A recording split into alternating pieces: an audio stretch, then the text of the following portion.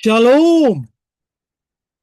Selamat pagi Bapak Ibu, saudara-saudara yang dikasihi Tuhan dimanapun Anda berada. Kita berdoa. Terima kasih ya Tuhan untuk kasih setiamu yang selalu baru dalam kehidupan kami. Tuhan, ajar kami untuk lebih mengerti lagi akan kasih-Mu kepada kami. Engkau mengibaratkan kami sebagai biji matamu ya Tuhan. Mengasihi kami sebagai manusia berdosa ini. Terima kasih ya Tuhan, berbicara Engkau pada pagi hari ini kami siap untuk mendengar firman-Mu. Amin. Jangan putus asa karena keberadaanmu. Landasan firman Tuhan diambil dari Yesaya 43 ayat 4. Oleh karena engkau berharga dan mulia di mataku, dan aku mengasihi engkau, maka aku memberikan manusia sebagai gantimu, dan bangsa-bangsa sebagai ganti nyawamu. Bapak Ibu, saudara-saudara dikasih Tuhan, beberapa orang dari kita terus berusaha dan mencoba membuktikan keberhargaan diri kita. Keberhargaan diri kita kepada orang tua kita, kepada pasangan kita, kepada saudara kita, atau kepada teman. Dan seringkali kita gagal untuk membuktikan hal tersebut dan mengisi kekosongan di dalam hati kita.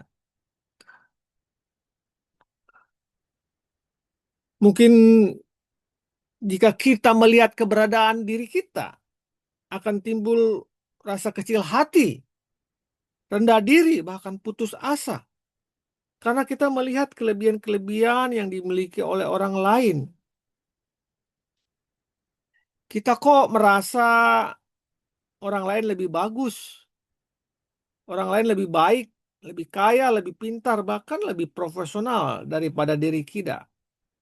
Sedangkan kita, jauh dari mereka. Seakan-akan ada segudang alasan yang dipakai iblis untuk menuduh supaya kita merasa tidak berharga dan tidak berguna karena keberadaan dan fakta yang sedang kita alami.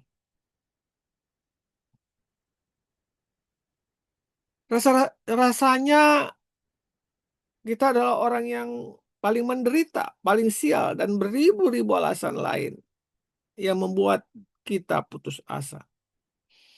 Bapak, Ibu, Saudara-saudara yang dikasih Tuhan, tetapi renungkanlah firman Tuhan pada pagi hari ini mau menyapa kita. Oleh karena engkau berharga dan mulia di mataku, dan aku, kata Tuhan, mengasihi engkau. Di hadapan Sang Pencipta kita sangat berharga dan mulia. Maka dia rela mati di kayu salib untuk kita manusia yang mau datang kepadanya bisa diselamatkan. Tidak ada orang yang tidak berharga di mata Tuhan. Semuanya mulia di hadapan Tuhan. Dan berharga. Itulah harus kita tekankan dalam diri kita agar godaan iblis atau jebakan iblis itu tidak menimpa diri kita.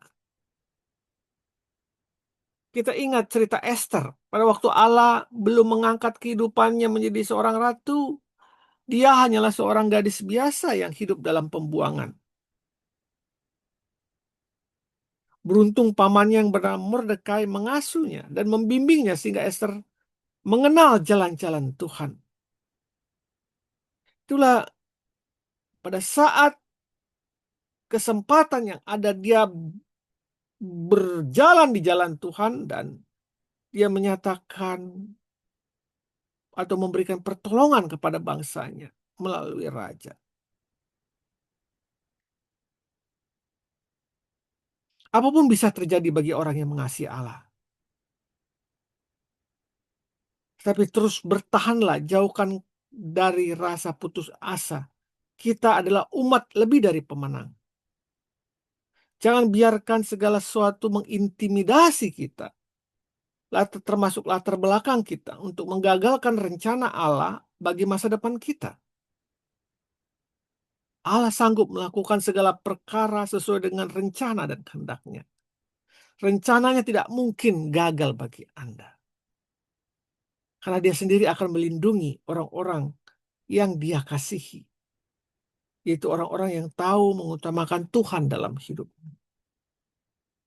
Kita bisa juga melihat Musa. Musa, bayi yang harus dibunuh di bawah usia 2 tahun. Dan dia diselamatkan. Musa dipakai Tuhan. Di dalam keadaan bahayanya, Allah sanggup melindungi hambanya agar rencananya dapat digenapi dalam hidup Anda. Asal Anda bangkit dari kegagalan, maka Allah akan memakai hidup Anda untuk menyelamatkan dan rencana besar bagi Anda dan bagi sesama. Jangan putus asa, Bapak Ibu. Karena Allah menghargai pertobatan Anda. Karena engkau berharga dan mulia di hadapan Tuhan. Mari kita berdoa. Tuhan Yesus, berilah kekuatan kepadaku supaya aku tidak putus asa sekalipun pekerjaan yang kulakukan belum berhasil. Jauhkan diriku dari sikap merasa orang yang paling tidak benar, merasa orang yang paling tidak beruntung dan tidak berharga serta tidak berguna. Engkau mengasihi aku dan aku berharga di matamu. Ajar aku untuk tekun dan tetap berjalan di dalam jalan. Kau telah memulihkan aku. Aku percaya Engkau juga akan memakaiku lebih dahsyat. Terima kasih Tuhan, karena aku tahu janjimu, ya dan amin. Dalam nama Tuhan Yesus aku berdoa. Amin.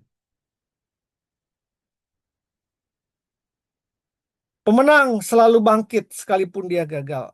Dan tidak ada kata putus asa dalam hidupnya. Selamat pagi, selamat berkarya. Tuhan Yesus memberkati kita semua. Amin. Amin. Amin.